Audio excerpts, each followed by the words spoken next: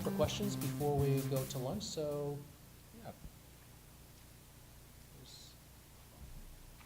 Come on over, Jeff. We also want to record your questions as well. Watching Jeff Levine, I'm doing a white paper on this entire presentation, daunting challenge.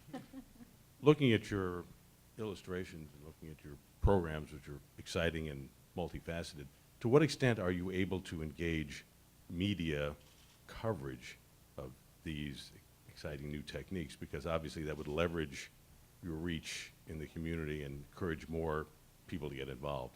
Is it, or as a corollary, is it easy or difficult to get coverage? Should I use this one? Okay. The answer is it's not difficult.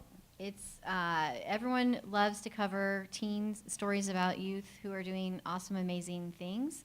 But so we've had many opportunities to have people write stories about the youth and the programs that we're doing. But I think actually the story I would tell you is it's actually more powerful to have the youth creating the media and being part of covering their own work.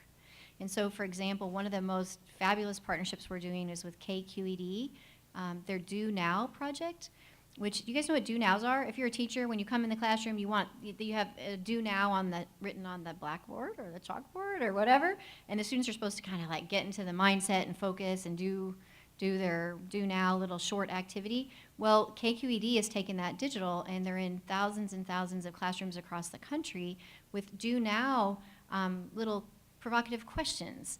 But the thing that's amazing about it is the Academy and KQED have partnered so that our youth are actually the ones writing the Do Nows and doing the research on the Do Nows and prototyping the Do Now assignments and then broadcasting those nationally through KQED's channel. So a short answer, the power, I think, is actually having the youth cover their own learning and their own work, and then figuring out how we, as the facilitators, can get that story out for them or with them. Great. Okay. Other questions? One of the things that I observed as a teacher was that when you talk about the science of curiosity, like I think when you look at that over the K-12 experience, middle and high schools where that scientific curiosity tends to wane. And I know that you talked a lot about the task force that you have, but could you also talk about some ways that we can continue to maintain that scientific curiosity for middle and high school students? Well, one of the things, just pointing to that challenge that we face, I mean, one of the things that we've always emphasized is that if you look globally at youth, you find that up to about third grade, youth by and large in most of Western societies have roughly about the same comprehension level and experience with regard to science. And we tend to think that that's because up to about third grade, the parents and caregivers are really involved, and they're involved in a lot of exploratory activities. Then, of course, certainly in the United States, as they get a little older, we tend to lose them to the shopping malls and other experiences. But somehow as adults, they come back to a level of high interest and high activity and high engagement in science. So, we attribute much of that to the out-of-school learning experience, the need to try to gather information when and how you can. What we are finding is that one of the most effective ways to bridge that gap is what we call near-peer programs. And so, it's probably in some ways less effective for us to have a company senior executive come in and tell the young people about the value of that learning experience. It's to get the ones who are just into that corporate world or just into that working environment to be in working with the younger folks to draw them out. It's the push and pull in this relationship. Our association has signed an agreement with the Technology Councils of North America, which represents 16,000 technology-based corporations in America, and they are focused on getting young new innovators from their corporations into science centers to say, this is what it took for me, and to get from my interest to my education to my innovation, this is the pathway that I took. That near-peer relationship is extremely, extremely valuable. Maybe I'll just add two other parts to that. That's so critical, having the near-peer kind of older youth, for instance, mentoring the younger ones too. But the other two angles, teacher training. So we didn't talk a lot about that, but actually improving how science is taught in a way that allows youth to, or students, to be inquiry-based and the teacher as mentor as opposed to lecturer.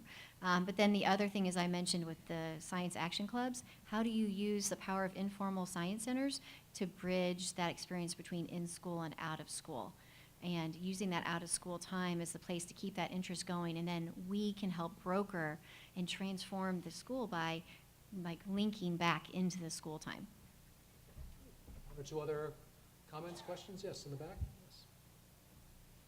So I noticed a lot of the examples that were presented in the second presentation were a lot of larger science centers. And I was just wondering if you have any examples of smaller institutions or organizations being able to implement new technologies and the successes they may have had with limited resources. Well, there are two interesting aspects to that. One is that, well, first of all, science centers in my association run from 1 million square feet to 3,000 square feet. You know, it's a highly diverse community. But in almost every instance, they are iconic within their communities, which is really very valuable. They're no matter what the issue they tackle, as global as it may be, they tend to approach it from a local perspective. What they are realizing is that there is a capacity to link your programs from your science center, even if it's small, to other learning environments in your community if you do it digitally. One of the ones the two of the ones that I really love are programs like in our Science Center in Shreveport, Louisiana, that's made a connection both physical and digital with the juvenile justice system. So they are doing activities in science centers that are being provided back into juvenile justice housing, and these young people are learning the science activities and actually engaged in these science activities. They also do it in the prison system, by the way, so that parents and caregivers who are in the prison system can learn enough about a science issue that when their families visit, they can actually be instructors from the experiences that they've had digitally, extending beyond the walls of the Science Center itself.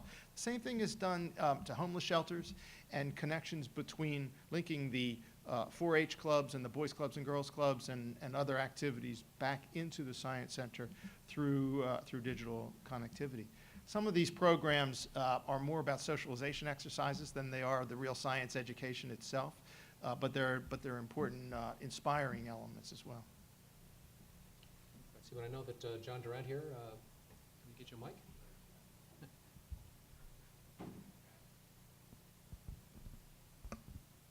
John Durant from MIT. I was interested in one of the examples that Elizabeth gave of the Hive network. And I wonder if I could encourage you to say a little bit more about how it works, because as I understand it, it's a network, among other things, amongst providing institutions of quite a number of many different kinds in a single community, Yeah. Including, in your case, the California Academy of Sciences, but numbers of others. And Yeah. my experience in several science museums and science centers is that many of them have mixed experience or mixed expertise in how you actually work effectively with other, sometimes quite dissimilar agencies to provide in this kind of way. How does that work for you? Yes. Is Ann May here? Hello? Well, In the back. okay, hello. I'm gonna try not to repeat what, are you gonna talk about hiveness? A little bit. Okay, so I'm just gonna maybe talk I'm not gonna, Ann May's later is gonna actually talk more about the hive model, which is super. So I'm gonna talk from a practitioner level about how do I work with a library and a multimedia distribution company. So the answer is, it's hard work. For every 4 hours, or for every hour, I would say, of actual program delivery, you spend 4 hours in partnership management and learning. That's kind of my metric I use. I would say that there's some very concrete things that we know, though, about building those partnerships across sectors. One is you have to spend a lot of time, and it's worth the time, to talk about your philosophy of learning and not just teaching. Like that point that was made earlier this morning, what's your shared philosophy of learning? You have to build that together and share some concrete values around it. So for example, in the Hive that we're making, this focus on youth leadership and youth driving the experience is something that all of us shared, and we came together around that topic. And that's been a common thing that's glued us together.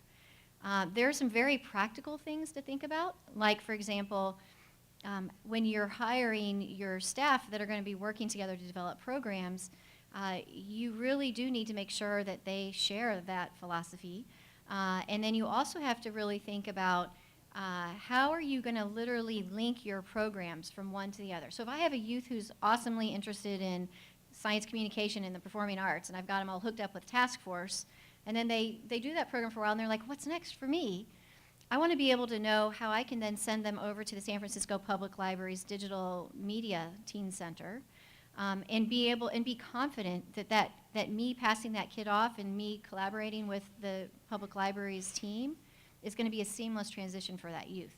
So what that means is doing some serious collective impact kind of work and serious program planning and coordination that takes time. So it literally means saying, how does my task force program link, for instance, to the Bay Area Video Coalition's, youth program? How does, and literally getting into the program details. So you have to hire people who have high tolerance and high patience for longer time horizons as far as the payoff. It's not about just delivering their own program anymore.